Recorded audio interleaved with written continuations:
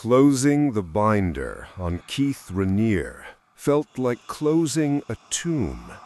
I had mapped the machinery of his madness. I had traced the path from corporate promises to the branding iron. I thought the story was over. I thought the ghost had been laid to rest. But some ghosts don't want to rest. They want successors. Weeks passed. The black binder sat on my desk, a silent black monolith in my small apartment. I should have burned it. I should have thrown it in a river. But the journalist in me, the part that pulls at loose threads, couldn't let it go. I kept going back, sifting through the cold, dead language of control. And that's when I found it. Tucked into a hidden sleeve in the back of the binder, a single folded sheet of thick, cream-colored paper. It felt different from the others, older, heavier. At the top, printed in a severe serif font, Continuity Protocol, Level 7. It was a contingency plan, a last will and testament for a cult that refused to die. It spoke of Raniere not as a leader, but as vanguard, a temporary vessel for a timeless energy line. The document stated that in the event of Vanguard's disconnection, a chosen cell of high-ranking members was to enact the Continuity Protocol, their sacred duty to preserve the energy of the line until a new vessel could be attuned. It was delusional, insane, the ramblings of a dying empire. But at the bottom of the page, there was something real. An address, followed by a single chilling instruction. Await the vespers. The address led me to a decaying estate deep in the Hudson Valley. An old colonial mansion, its white paint peeling, its windows like vacant, staring eyes. The kind of place that held history like a sickness. According to my research, this was where the inner circle, the women of DOS, held their most private, most intense evening practices. Vespers. I went there. I told myself it was for the story, the final chapter. The truth is, the binder had its hooks in me. I had to see the empty tomb for myself. The house wasn't locked. The heavy oak door groaned open under the push of my hand. The air inside was cold, still, and thick with the smell of old dust, beeswax, and a faint, cloying floral scent I couldn't place. It wasn't abandoned. It was dormant, waiting. The main room was a vast open space.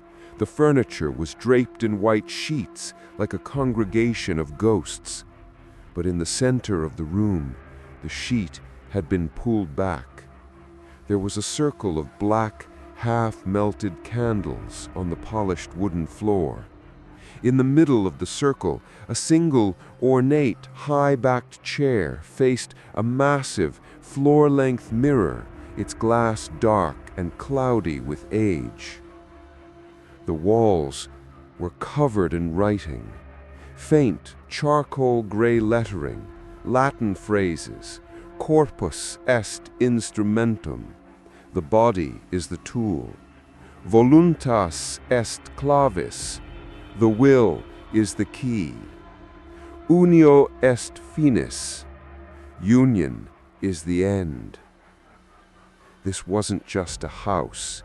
It was a classroom, a temple, a surgical theater for the soul. And in the corner, I saw it.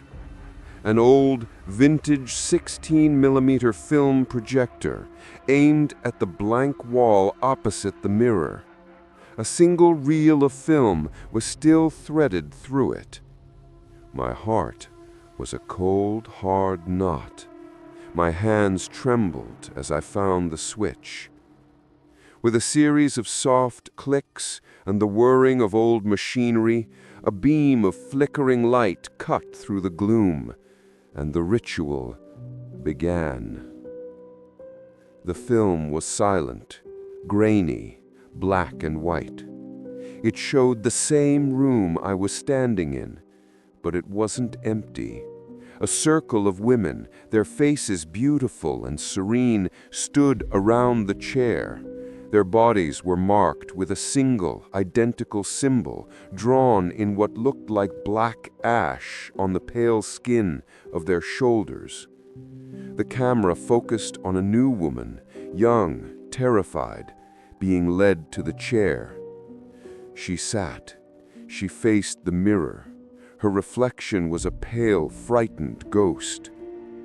A new set of title cards appeared on the screen, the text typed, clinical. The union is an act of depersonalization. The sexual act is not one of pleasure, but of coding. You are not a person. You are an instrument of the program. The orgasm is the moment the old self dies and the new will is imprinted. On the screen, one of the serene, marked women stepped behind the chair. Her hands, also marked with the ash symbol, gently covered the young woman's eyes. Her lips moved, whispering something into her ear. And as I watched, my stomach twisting into a cold knot, the terrified woman in the chair began to slowly, methodically touch her own body. It wasn't sensual. It was detached, ritualistic, an act of submission to an unseen force, a reprogramming of the self. Her own hands, guided by a will that was no longer her own. It was the most profound, most violating act of intimacy I had ever witnessed. It was the weaponization of desire. The film reel clattered to its end, the screen flashing white before the projector bulb died, plunging the room back into darkness. I stood there in the suffocating silence, the scent of dust and dead flowers thick in my throat.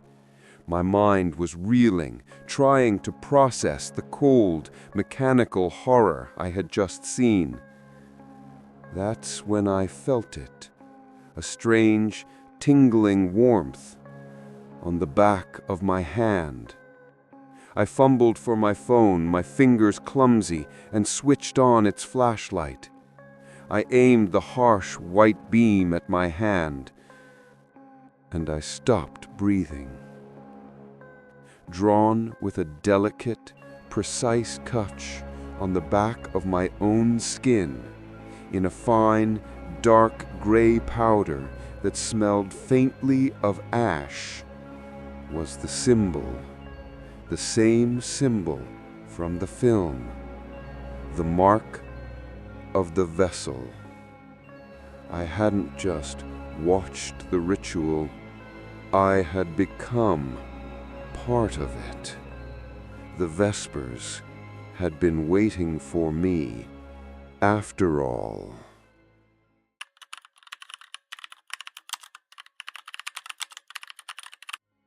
The mark on my hand did not fade. The fine gray ash, it was a stain on my soul. I scrubbed at it until my skin was raw, but it remained. A soft gray ghost, a constant reminder of what I had witnessed, of what I had become a part of. Sleep offered no escape. My dreams were filled with the flicker of old film and the cold clinical text, "You are an instrument of the program."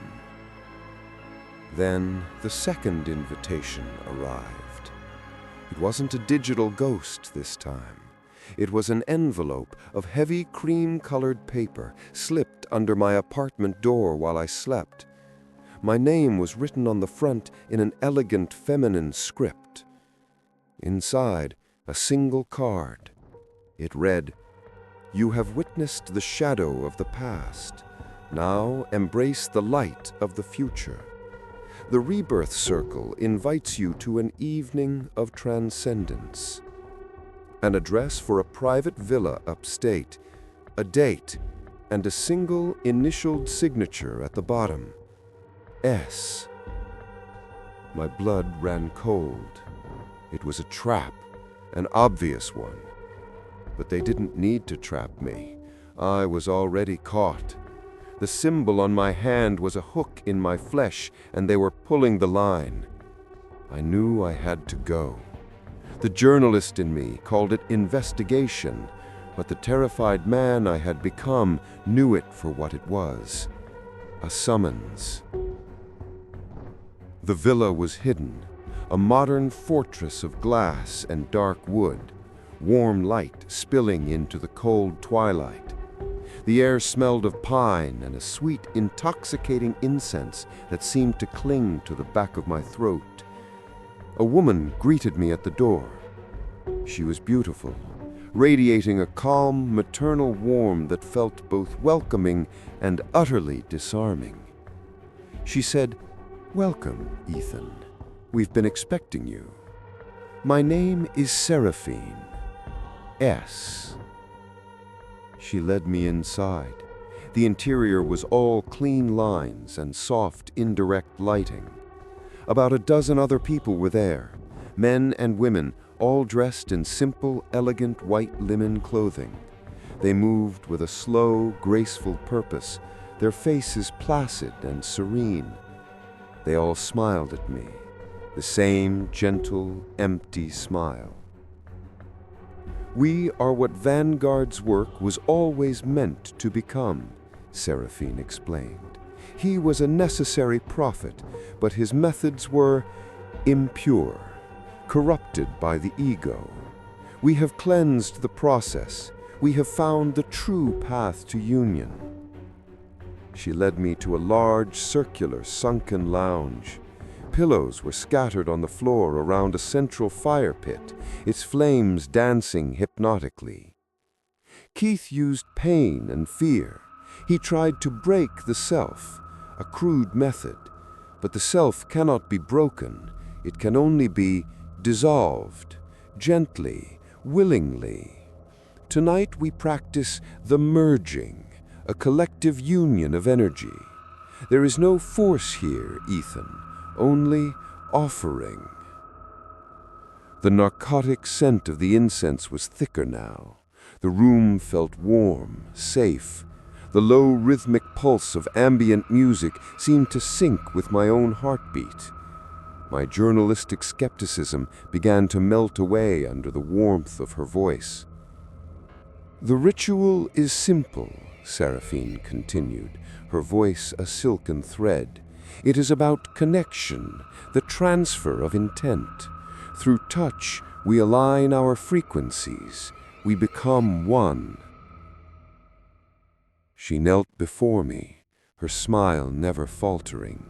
The other members formed a loose, silent circle around us. She took my hands.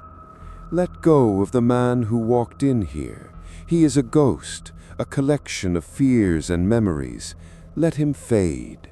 Let us fill you with purpose."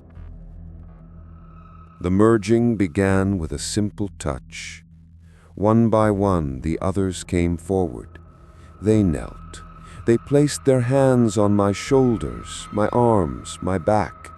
Their touch was warm, reverent, their faces serene and empty. With each new contact, the fog in my mind grew thicker. The room began to spin slowly, the firelight blurring into soft ribbons of orange. The touches became more intimate, a hand gently stroking my hair, fingers tracing the line of my jaw. It wasn't aggressive or overtly sexual. It was a slow, methodical sensory overload, a web of warm, gentle touches designed to dismantle every defense, to soothe the mind into a state of absolute, trusting passivity. No one spoke. There were no emotions on their faces, only that same placid, empty serenity. I was no longer a person. I was an object of collective ritualistic focus, a living altar. In the swirling haze of the drug and the overwhelming sensation of touch, I closed my eyes. I was floating in a warm, dark sea. Then I felt a single cold point of contact. Seraphine's touch. Her fingers were pressed gently at the center of my heart, over my heart. Her voice cut through the fog, a clear, sharp whisper, directly in my mind. The vow is accepted. The vessel is prepared. You no longer belong to your body, Ethan. You belong to the intent. Her fingers pressed harder. The cold spread from her touch, a web of ice crystallizing through my veins. And then, nothing.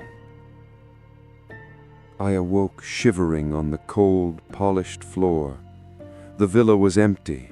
The fire was dead embers. I was alone.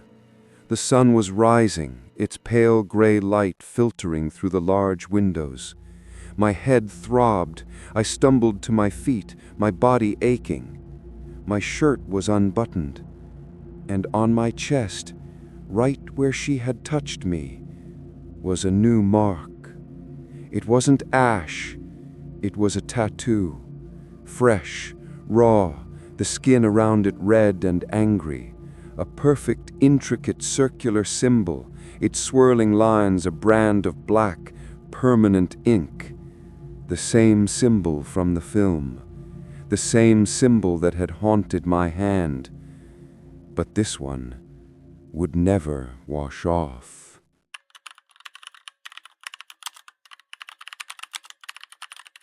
The tattoo on my chest did not heal. It remained a raw, angry circle of black ink, a permanent brand on my flesh, a symbol, a signature, an invoice for a soul that was no longer mine. My days became a blur of obsessive research, fueled by caffeine and a cold, gnawing dread. I had to understand, not as a journalist, as a victim. What was the intent? What did they want from me? I tried to find them, the members of the Rebirth Circle, the smiling, placid faces from that night. But they were ghosts. The villa was empty, stripped of everything, as if the entire event had been a hallucination. The people had vanished. Social media profiles deleted, phone numbers disconnected. They had dissolved back into the world, a silent network of marked vessels. I found only one, a young woman who had left the circle weeks before my initiation. I found her in a quiet coffee shop, looking pale and haunted. She refused to talk about Seraphine, about the merging. But as I was leaving, she grabbed my arm. Her grip was surprisingly strong. Her eyes filled with a familiar, deep-seated terror. She whispered, her voice a dry rasp. "You think we were followers? You think we were worshipping a man, an idea?" She laughed, a broken, jagged sound. "We weren't followers," she said, her gaze dropping to the faint gray ash symbol that still stained my hand. "We were the offering. We were the vessel.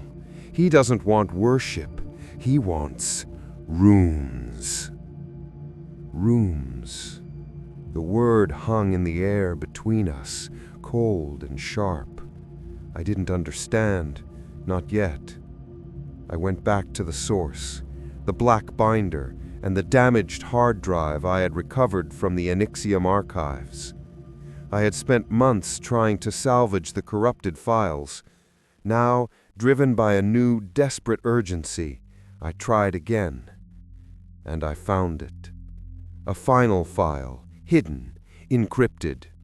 A video, labeled only Legacy. It was a recording of Keith Raniere, Vanguard. Not from a seminar, not from a public appearance. He was alone in a dark, Spartan room, looking directly into the camera. His eyes were not the eyes of a charismatic leader. They were the cold, analytical eyes of a scientist, a programmer. "They will call me a monster," he said, his voice calm, rational. "They will be right, but they will miss the point."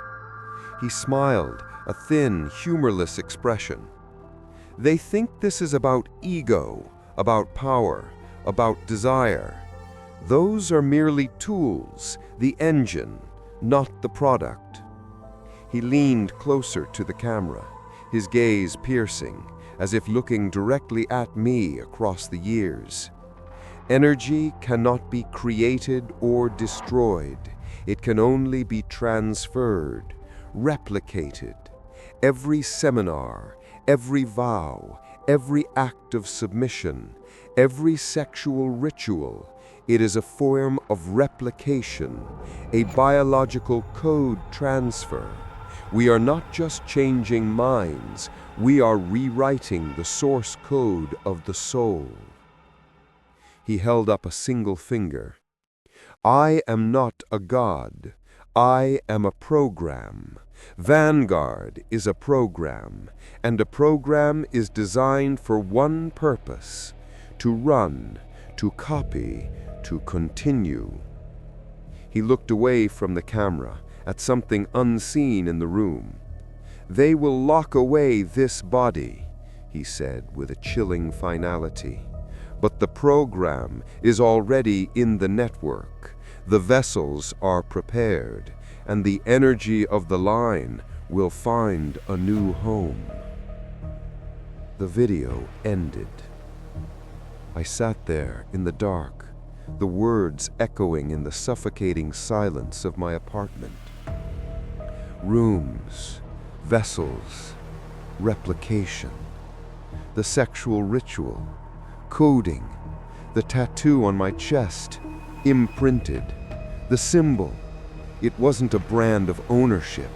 It was a receiver, an antenna, waiting for a signal.